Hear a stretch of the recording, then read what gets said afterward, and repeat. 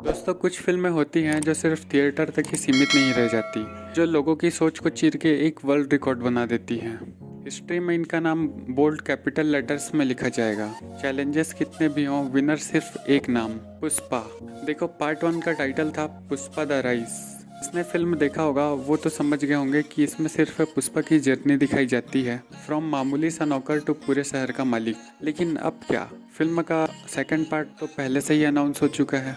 उसकी कहानी क्या होगी? जवाब एक छोटे से सवाल पे छुपा हुआ है। पुष्पा हीरो है या विलन? सुनने में काफ़ी आसान सा लगता है, लेकिन ये पहली काफ़ी टेढ़ी मेढ़ी मुश्किल है। इसके अराउंड ही पुष्पा का सेकंड पार्ट लिखा जाएगा।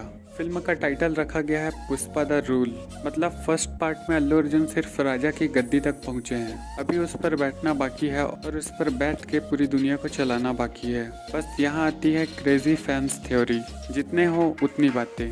कोई बोलता है पुष्पा जीतेगा तो कोई पुष्पा मरेगा ये बोलकर सेकंड पार्ट को ट्रेजेडी में डाल देता है। टेंशन नॉट, मैंने पूरी फिल्म को 2 बार देख के आपके लिए पूरे 8 पॉइंट्स ऐसे निकाले हैं जो मेरे हिसाब से पुष्पा 2 के स्टोरी लाइन में जरूर देखने को मिलेंगे। पहला, द बेस्ट फ्रेंड ट्विस्ट। ये भाई साहब तो याद ही होंगे, जिन्होंने पुष्पा को देखकर अपना मालिक ही बदल डाला था और बाद में धीरे धीरे पुष्पा का राइट हैंड बन गए। देखो, काफ़ी चांसेस हैं कि सेकंड पार्ट में बेस्ट फ्रेंड एक दुश्मन बन सकता है।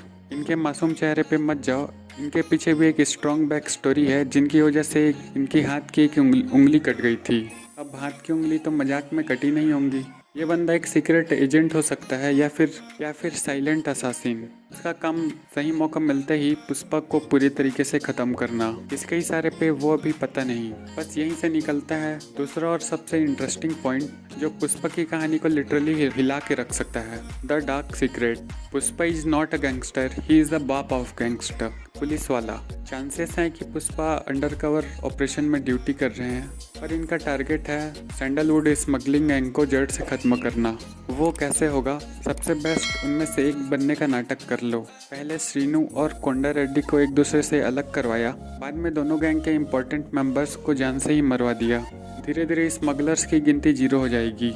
काफ़ी हद तक पॉसिबल है क्योंकि पुष्पा इन दोनों से मिलता है, वो भी एकदम अचानक से, कोई पास्ट का कनेक्शन नहीं, कुछ नहीं। और स्मगलिंग का माल एक शहर से दूसरे शहर चुपचाप ले जाने खुद पुलिस से ज़्यादा और कौन जानता होगा। मतलब दाल में कुछ तो काला है मेरे दोस्त। तीसरा, द जापान कनेक्शन।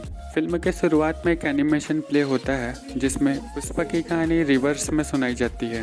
ये कहानी की शुरुआत नहीं, क्लाइमैक्स है। एग्जैक्ट डायलॉग ये था, याद आया कुछ? एक गिटार जो जापान में मिलता है, जो काफ़ी महंगा है और लाल चंदन की लकड़ी से बनाया जाता है, और इस लकड़ी को इंडिया से बाहर ले जाने का काम करते हैं अपने पुष्पा भाऊ। मतलब सेकंड पार्ट में पुष्पा की कहानी नेशनल नहीं इंटरनेशनल जाने वाली है। इसका हिंट भी दिया गया है जब पुष्पा चेन्नई में माल मुर्गन को बेचने जाता है। यहाँ मुर्गन का फेस तो रिवील किया गया है, लेकिन मुर्गन का बॉस कौन है ये नहीं दिखाया गया। एक आदमी छतरी के नीचे मुंह छुपाया हुआ दिखाया जाता है बस। ये उस सिंडिकेट का बॉस है जिसमें पुष्पा एक मामूली सा मेंबर है। इसके थ्रू फिल्म का कनेक्शन जापान से जोड़ा जाएगा। चौथा, द डेथ ऑफ श्रीवल्ली।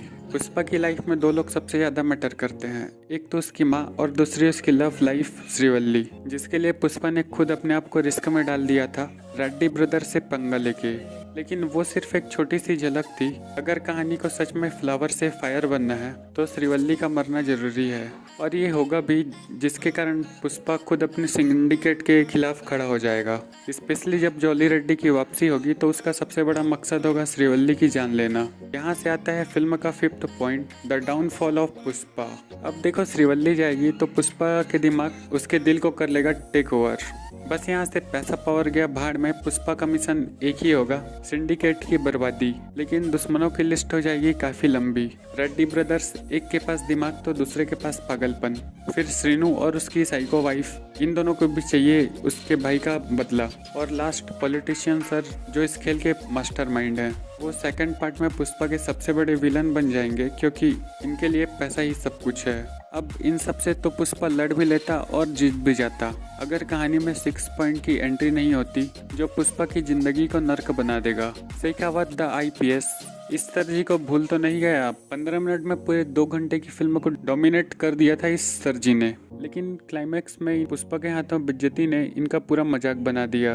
अब देखो भवन सिंह शेखावत एक करप्ट ऑफिसर है, ये जरूर दिखाया गया है, लेकिन इनको पैसों का लालच नहीं है। ये सिर्फ क्रिमिनलों की गिनती कम करना चाहते हैं, लीगली या इलीगल। लेकिन ये ऐसे है क्यों, इनकी बैक स्टोरी क्या है, पुलिस डिपार्टमेंट में लोग इनसे डरते क्यों हैं, उसका सीक्रेट रिवील किया जाएगा पुष्पा पार्ट 2 में। जैसे पुष्पा का एक पास्ट है, वैसे ही पुलिस सर की कोई ना कोई तो बैक स्टोरी है, जिसकी वजह से पुलिस की यूनिफॉर्म में गुंडों वाली काम कर रहे हैं। बस इस पास्ट से पॉइंट नंबर 5 निकल कर आता है धोखा।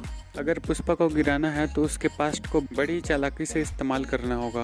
पुष्पा के रिलेटिव्स, इनका कैरेक्टर बहुत ही नेगेटिव साइड में दिखाया गया है फिल्म में, लेकिन इनका प्रेजेंस बहुत ही मैटर करता है पुष्पा की बचपन से लेकर अभी तक की लाइफ में। बस यहाँ चलेगा शेखावत सर का दिमाग, जो पुष्पा के रिलेटिव्स के साथ खेल खेलेंगे। दुश्मन का दुश्मन दोस्त होता है, बस यही वाला। चांसेस है कि पुष्पा की माँ को इमोशनली ब्लैकमेल करके दूसरी फैमिली वाले पुष्पा के क्लोज आने का नाटक करेंगे, और सही वक्त आने पे पुष्पा को धोखा दे दिया जाएगा, जिसमें उसकी माँ को सैक्रिफाइस देना पड़ सकता है, और यहाँ से हो जाएगा पुष्पा एकदम अकेला। श्रीवल्ली और मम्मी दोनों खत्म। बस यहाँ शुरुआत होगी फाइनली पॉइंट नंबर 8 की, पुष्पा द रिवेंज। सबसे मशहूर डायलॉग है झुकेगा नहीं। पार्ट 2 के क्लाइमैक्स में पुष्पा के पास होंगे 2 क्लियर ऑप्शन। पहला, पुलिस और दुश्मन के सामने सरेंडर, चुपचाप क्राइम को छोड़कर जेल के पीछे चले जाओ, जान तो बच जाएगी, या फिर फेस ऑफ एकदम खतरनाक वाला डू और डाई टाइप का, और सबसे बड़ा रिस्क, सामने सारे दुश्मन बन जाएंगे दोस्त और पुष्पा भैया हो जाएंगे अकेले, इनके तो दोस्त भी दुश्मन बन जाएंगे। Pushpa versus police plus power plus politics, इसका एंड रिजल्ट क्या होगा उसका आइडिया हमें दिया गया था डीएसपी गोविंदप्पा की छुपी हुई वार्निंग में।